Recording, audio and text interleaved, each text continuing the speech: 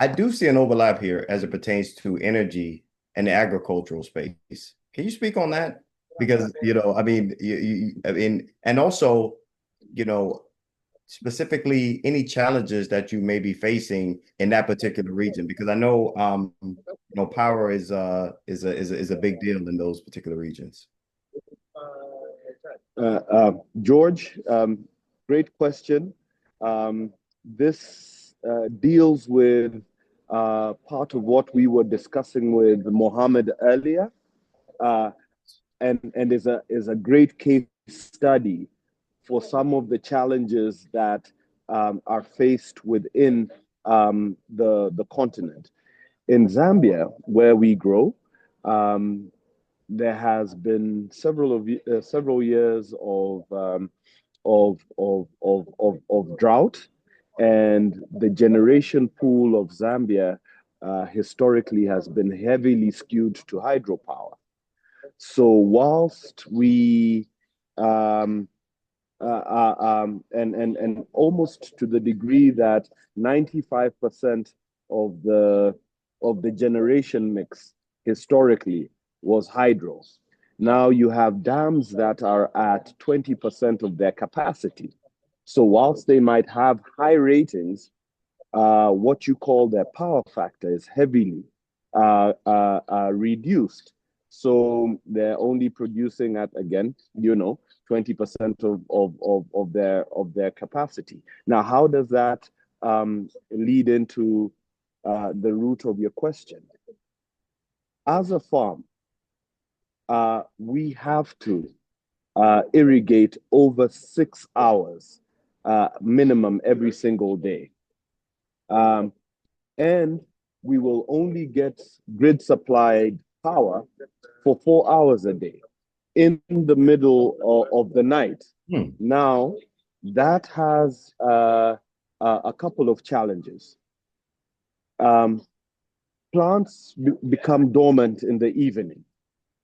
So whilst it would be expedient to water and fertilize them during the hours where there is grid supply, it is suboptimal for growing practices. We need to be irrigating and fertigating them during the day when they're more vibrant. So in the absence of power, we have to pump water from our dam, which is 5 kilometers away from our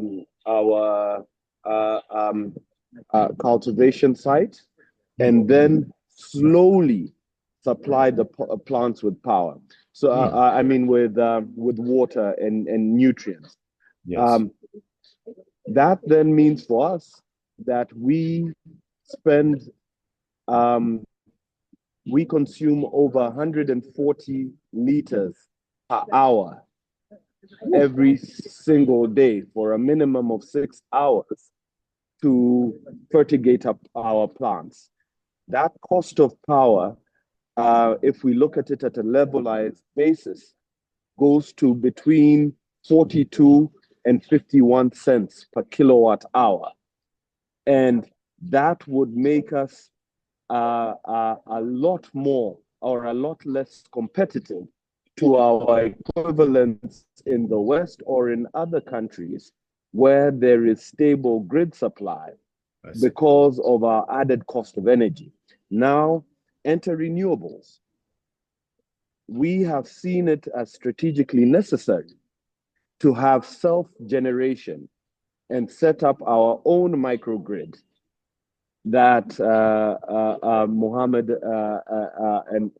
and I were discussing earlier, so that we use solar power during the daytime, which doesn't add to the carbon footprint, and power that is available when we need it most. And then, of course, there are two parts to blueberry cultivation. The critical part is the agronomical side of cultivating it, but immediately thereafter, there is the whole cold chain management. So from the time we pick our berries, we need to get them into cold chain within an hour, because for every hour we lose by not getting their heat factor reduced,